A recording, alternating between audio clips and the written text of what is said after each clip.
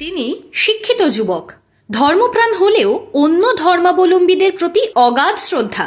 আর তাই ফুরফুরা শরীফের ছোট পীরজাদা হলেও তিনি ধর্মনিরপেক্ষ, সংখ্যালঘু মানুষের জন্য লড়াই করেন। আর সেই বন্ধনীতে মুসলিম থেকে আদিবাসী, মতুয়া সবাই আছেন।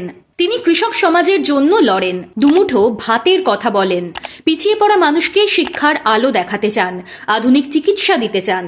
আর তাই ভোটের অনেক আগে থেকেই হু হু করে বাড়ছে তাঁর জনপ্রিয়তা। যতই আইএসএফ এর চেয়ারম্যান হন না কেন, আসলে তিনি বামপন্থী মানসিকতার মানুষ। তাই ভোটের জোটে পাশে লাল পতাকাকেই চান। এহেন নওশাদ সিদ্দিকী বিধানসভা ভোটের জন্য কি পরিকল্পনা সাজাচ্ছেন? দক্ষিণ 24 পরগনার রাজনীতি আমূল বদলে দিয়েছেন নওশাদ। তৃণমূল এবং বিজেপির বিরুদ্ধে লড়াইয়ের জন্য সঞ্চয় করছেন শক্তি। নির্বাচনেও মানুষকে পাশে পাবেন, বিশ্বাস ভাঙড়ের বিধায়কের। সেই নওশাদ কি এবার শুধু ভাঙড়েই আটকে থাকতে চান? না, লক্ষ্যমাত্রা স্থির করে ফেলেছেন নওশাদ। একদিকে যেমন বামফ্রন্টের জন্য জোট নিয়ে চর্চা চালাচ্ছেন, আসন সমঝোতা নিয়ে রফা চলছে। 75টি আসনের একটি তালিকা পেশ করেছেন বামফ্রন্ট চেয়ারম্যান বিমান বসুর কাছে। প্রয়োজনে আত্মত্যাগ করতেও রাজি। অর্থাৎ সমঝোতায় যদি আসন সংখ্যা কম মেলে তাতেও আক্ষেপ নেই। নওশাদ আসলে নিজের লক্ষ্য ঠিক করে ফেলেছেন। দুটো অঙ্ক আপাতত মেলাতে চাইছেন তিনি। কি সেই জোড়া অঙ্ক?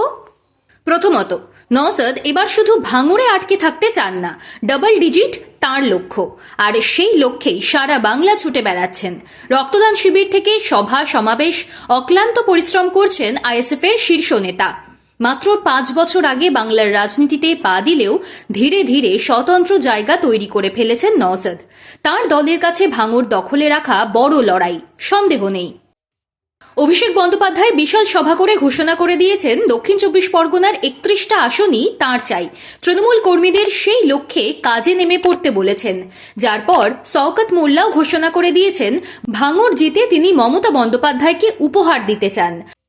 শাসকের বিরুদ্ধে লড়াই কখনো সহজ হয় না, জানেন নওশাদ। এই অসম লড়াইয়ে জয় আসতে পারে মানুষের ভরসা, বিশ্বাস ও আস্থায়। তাই অর্জন করতে পথে নেমে পড়েছেন। ভাঙড়ে তিনি দাঁড়াবেন, এখনো পর্যন্ত তাই ঠিক আছে। বিশেষ করে শওকতের বিরুদ্ধে লড়াইয়ের ময়দানে তিনি হাজির থাকতে চাইছেন। জেতা জায়গা এবং চেনা মানুষ যাতে আবার তাকে বিধায়ক হিসেবে জয়ী করেন, তাই ভাঙড়কেই নিজের কেন্দ্র হিসেবে বেছে রেখেছেন। এখানেই প্রশ্ন, ডাবল ডিজিট যদি লক্ষ্য হয় তাহলে কোথায় কোথায় প্রার্থী দেবে আইএসএফ? 294টা আসনে প্রার্থী দেওয়ার কথা ভাবছেন না নওশাদ। তিনি টার্গেট করছেন এমন আসন যেখানে তাঁর দলের জনসমর্থন তৈরি হয়েছে। সেই ভাবনা থেকেই আইএসএফ এর থিঙ্ক ট্যাঙ্ক ঠিক করেছে সব আসন না হলেও সব জেলাতেই নির্বাচনে উপস্থিতি থাকবে দলের। অর্থাৎ সব জেলাতেই প্রার্থী দেখা যাবে নওশাদের দলের। শুধু দক্ষিণ 24 পরগনা নয়, উত্তর 24 পরগনা, হাওড়া, মুর্শিদাবাদ, নদিয়া, মালদা সহ বেশ কিছু জেলায় প্রভাব তৈরি হয়েছে নওশাদের। তার জনসভায় বিপুল ভিড় হয়। মানুষ তাকে দেখতে, তার কথা শুনতে ছুটে আসেন দূর দূরান্ত থেকে। তাই সব জেলাতেই নির্বাচনী প্রার্থী দেখা যাবে আইএসএফ এর। এর সঙ্গে গুরুতর প্রশ্ন হলো, প্রার্থী কারা হবেন আইএসএফ এর?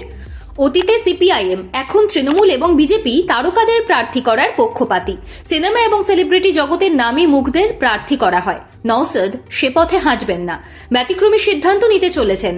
তিনি প্রার্থী করবেন সুশীল সমাজের মানুষজনকে। চিকিৎসক, শিক্ষক, অধ্যাপকদের প্রার্থী হিসেবে দেখা যাবে নওশাদের দলের। কেন এই সিদ্ধান্ত?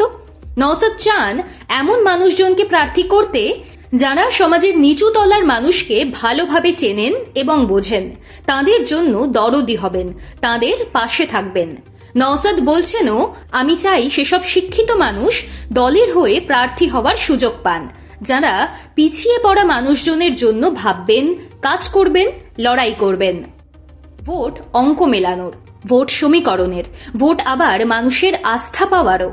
নওশাদ তাই চমকের পিছনে না ছুটে বাস্তবের মাটিতে পা রাখতে চাইছেন।